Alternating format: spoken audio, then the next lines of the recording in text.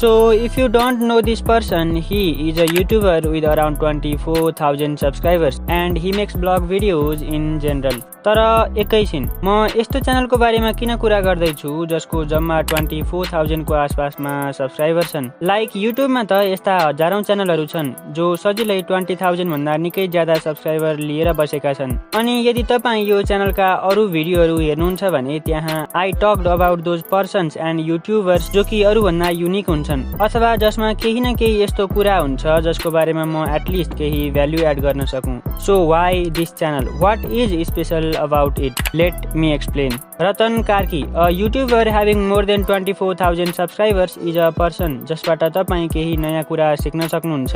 यही कारण यो भिडियोमा हामी रतन कार्कीको स्टाइल, युट्युबमा उसको पोटेन्शियल लगायतका कुराको बारेमा जान्ने छौं। सो पार्ट 1 मा हामी जान्ने छौं about his YouTube growth. Second part will be about the reasons जसले उसको युट्युब ग्रोथमा मद्दत गरिरहेको छ। थर्ड पार्टमा हामी रतनको केही नेगेटिभ्स वा फ्युचर प्रब्लमको बारेमा जान्ने छौं। अन्त्यमा यो सबै कुराको निचोड निकाल्ने प्रयास हुनेछ। Welcome to the channel analysis of Ratan Karki.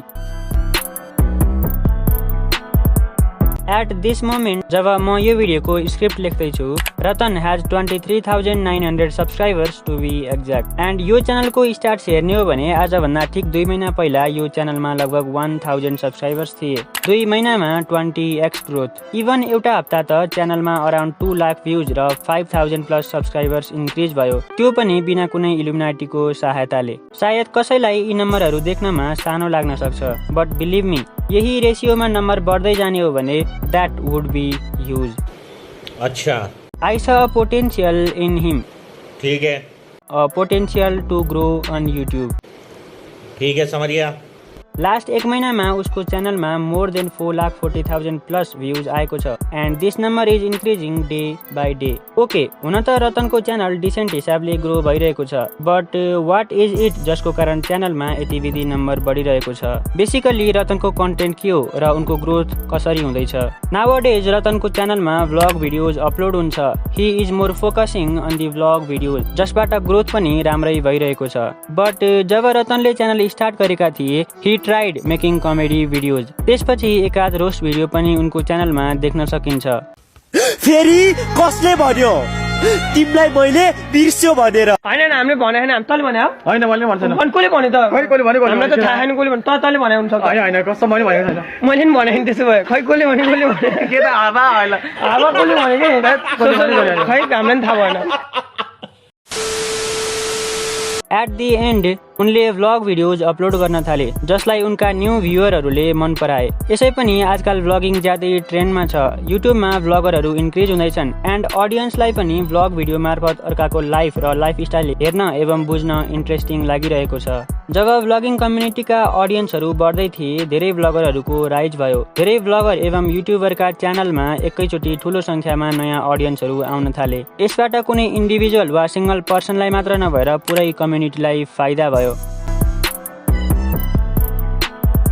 यी नम्बरहरू पछाडिको रिजन रतनको भिडियो भित्र नै छ।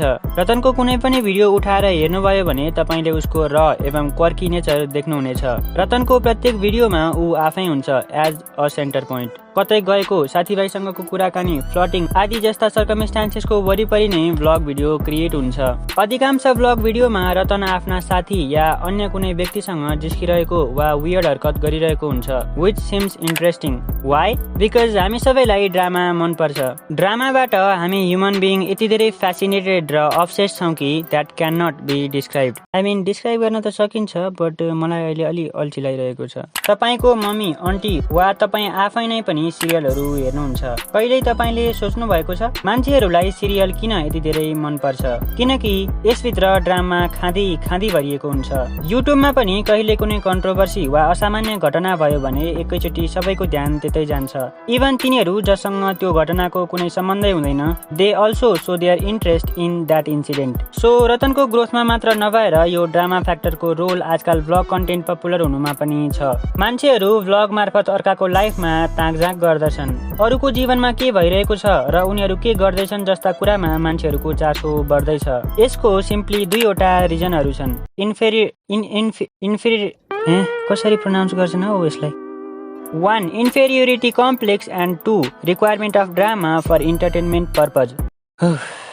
सो ड्रामाको कुरो गर्दा प्रोबाब्ली यु आर वन्डरिङ कि यस्तो के छ रतनको कन्टेन्टमा जसले गर्दा people love to watch his videos and यो ड्रामा फ्याक्टरले रतनको कन्टेन्टमा कसरी काम गर्छ। सो रतन कार्कीको भिडियोमा मोस्ट कमन कुराको रूपमा उसको क्वर्की नेचर र इनबिल्ट ह्युमरलाई देख्न सकिन्छ। रतन साथीभाइसँग घुम्छ, जिस्किन्छ, बाटामा कसैसँग पनि सेमलेसली कुरा गर्छ एन्ड फ्लर्ट गर्नमा पनि सिपालु छ। जब पनि ऊ आफू जस्तैको सर्कलमा हुन्छ वा टिपिकल्ली अरू बेलामा पनि उसको बोली र बिहेभियरमा थोरबाउत ह्युमर महसुस हुन्छ। जुन तरिकाबाट रतन कुराकानी गर्छ वा जुन हिसाबले ऊ आफूलाई भिडियोमा प्रेजेन्ट गर्छ it gives us funny vibe and सामान्यतः उसका केही भिडियोहरूमा रोस्टवाला भाइब पनि आउँछ।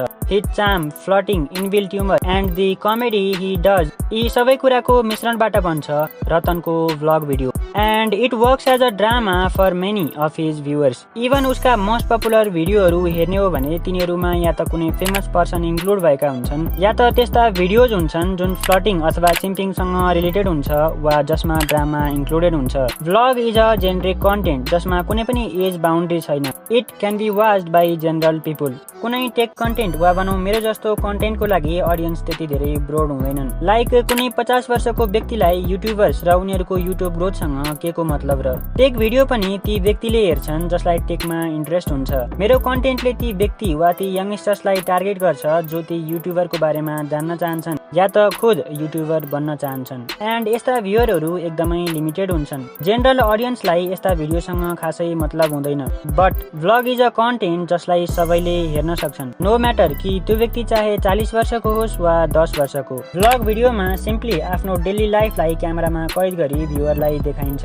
This type of content is mediocre. So भ्युअरलाई भिडियोको कन्टेक्स्ट बुझ्नमा खासै प्रब्लम हुँदैन।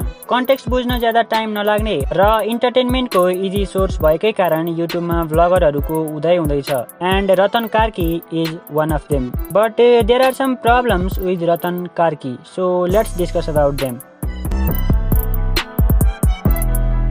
जब मान्छेहरूले तिमीलाई चिन्न थाल्छन्, जब तिमी भिडियोमा पृथक वा सबैसँग परिचित भएर उभिन्छौ, तब सपोर्टरसँगै हेटरहरू पनि बढ्न थाल्छन् and that's common for everyone. जब रतन इन्टरनेटमा नयाँ नयाँ भ्युअरहरूद्वारा परिचित हुँदै जान्छन् उनका हेटरहरू पनि बढ्न थाल्छन् and that is not problem here. The problem arises when your choice of word and your opinion backfires you. हेटरहरू त मौकाको खोजीमा हुन्छन् कि कहिले यसले गल्ती गर्छ र हामी त्यसलाई तिलको पहाड बनाउन सकौँ। लाइक उदाहरणको लागि त्रिदेव जब पनि अरूसँग कम्युनिकेट गर्छन् इट लुक्स क्वाइट डिफरेन्ट। त्रिदेवको कम्युनिकेसन स्टाइल कसै कसैलाई थोरै ठाडो जस्तो लाग्छ जो कि आई थिङ्क त्यस्तो होइन।